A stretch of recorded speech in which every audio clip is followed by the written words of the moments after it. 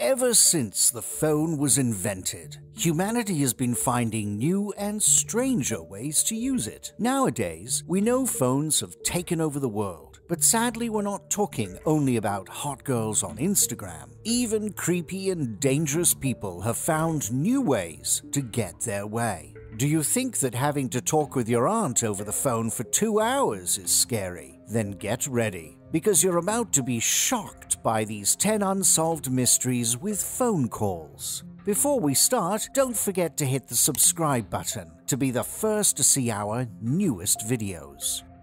Number 10. Amber Tucharo. You know that moment when your cab takes a weird turn and you start wondering whether your driver is actually a serial killer or not? Well, this case is your worst nightmare. Amber Tucharo was on a trip with a friend and her 1-year-old son the night she decided to head towards the city of Edmonton alone. When her friend woke up to her bed empty, she called the police. During the investigation, they found a recording on Amber's phone, a call made to her brother where she was telling him about a man that was driving her to a place unknown to her. Listening to it, we can hear a clearly distressed Amber saying, "Are you fucking kidding me? You better not take me anywhere I don't want to go. I want to go into the city." Without any other lead, and with the trail getting colder and colder, the police released a minute of the call to the public, hoping to find someone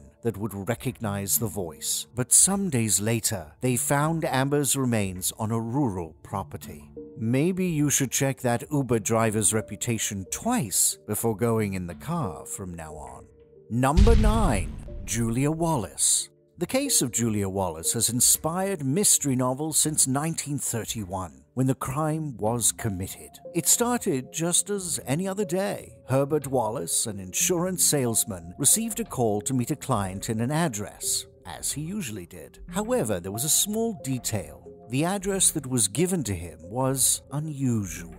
He couldn't recognize it or even tell if it existed for sure. But those were simpler times, so he just brushed his worries off and went with it. The day of the encounter, he couldn't find the address, and when it got late, he returned home to find his own door locked. He finally managed to get in through the back door, only to find his wife Julia's dead body. The case was never resolved, but many believed Wallace was the main suspect, placing the call himself to create an alibi. He was even found guilty and condemned to death, only to be freed 1 month later. Number 8. Celinda Jean Weingar. We all have our angsty teen phase, that one where we just want to run away from home in a heroic act of rebellion. Usually, parents blame our friends, because obviously we're good kids, but they're being a bad influence for us. Celinda Jean Weingar was a 16-year-old girl who had a new group of friends and was growing distant from her family just before she disappeared. Everyone would have thought she ran away from home. But months prior to her disappearance, the family got numerous life-threatening calls directed to Celinda. Sometime after her disappearance, the family got a call where an anonymous person told them Celinda had been murdered and her body could be found at the bottom of Winooski River. Even with this information, the police never searched for the body, and Celinda is still missing to this day. Tell me about police negligence. Someone could knock on their door pledging guilty, and they would give them a pat on the back and a glass of water. Number 7. Kelly Berg Dove.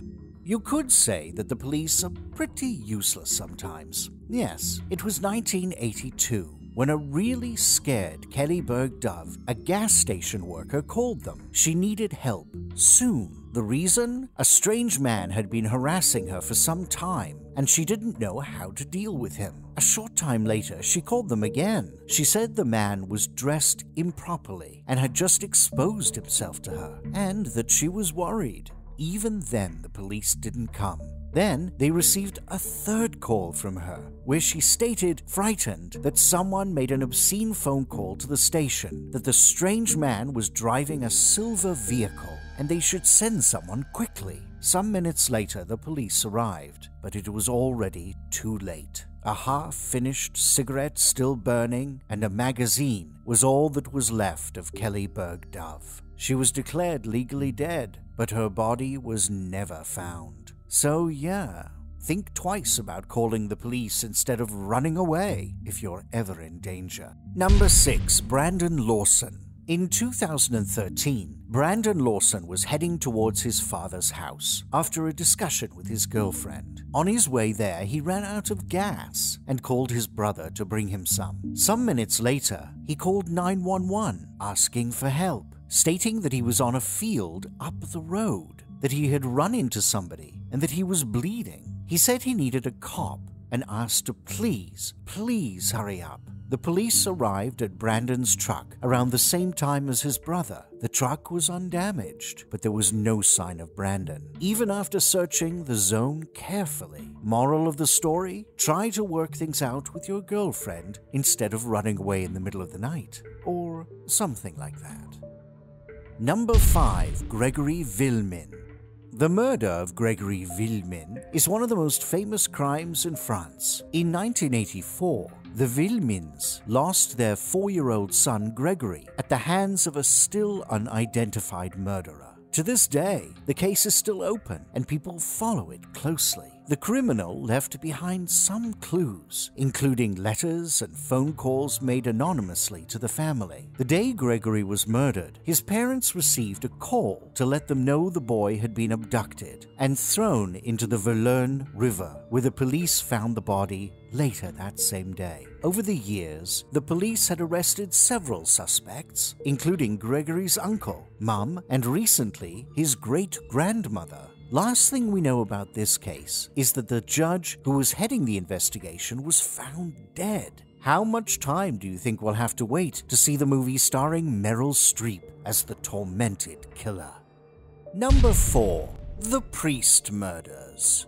It's not unusual to hear about priests involved in shady crimes, but this one has its very own dark twist. In 1982, Father Rinaldo Rivera received a call asking for an extreme unction, but after he went out to comply, he was the one in need of death rites. When the father didn't return the next day to the church, people began looking for him. Sadly, they found his dead body after a while in a near rest stop. He was shot to death, but no evidence could be gathered about the killer. 2 years later, the case gained attention again when another priest, Father John Kerrigan, disappeared. They found some bloodied clothes on a highway, and 1 week later his car was found nearby without much evidence around it, just like with Father Rivera. Both fathers belonged to the Order of Franciscans, maybe a priest serial killer. Who knows? But you hear it here first, kids. Number 3. Dale Williams.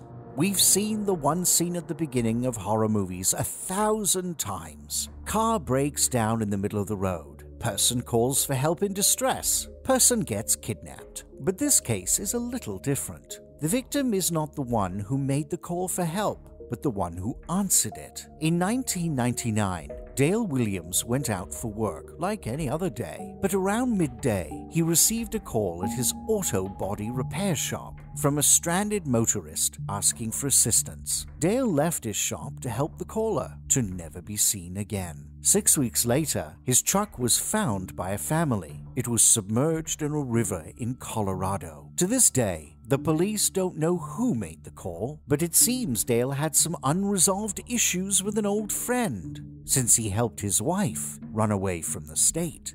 Number 2. Amy Mihaljevic. Even before social networks and sugar daddies, creepy dudes knew how to lure young girls into meeting under some thinly veiled pretexts. In the case of Amy Mihaljevic, she got a call from a stranger telling her that her mother had just been promoted and offering his help to buy her a gift. Amy accepted and headed towards a shopping center where she was abducted. 1 year later, Amy's body was found on a field in rural Ohio with signs of sexual abuse. Later, the police realized that Amy wasn't the only one with some tough luck. Many girls in Amy's area received similar calls the week she was kidnapped. We can only hope the national attention this case got stopped the still unknown murderer from acting again.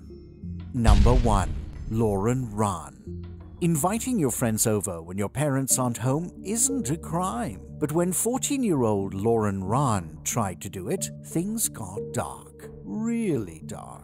She was hanging with a couple of friends when she heard someone coming into the house. Thinking it was Lauren's mother, one of her friends decided to go out using the back door, which Lauren locked afterwards. When the actual mother came home some hours later, she found all the light bulbs were unscrewed. But, mistaking one of Lauren's friends sleeping on her bed for her daughter, she went to sleep anyway. Next morning, she called the police, but Lauren was never seen again after that. Some months later, Lauren's mother was looking at the phone bill and found out she had been charged with 3 calls from different motels, which led the police to a plastic surgeon that ran a sexual assistance hotline for teenagers. When asked about Lauren, the surgeon denied knowing anything, but then said that his wife might know something because sometimes she helped runaway teens. The motels from where the calls were placed were used by a child pornographer named Dr. Zed, but they couldn't link the surgeon or his wife with the case. Thanks for watching. If you enjoyed this video, make sure to hit that like button and subscribe for more.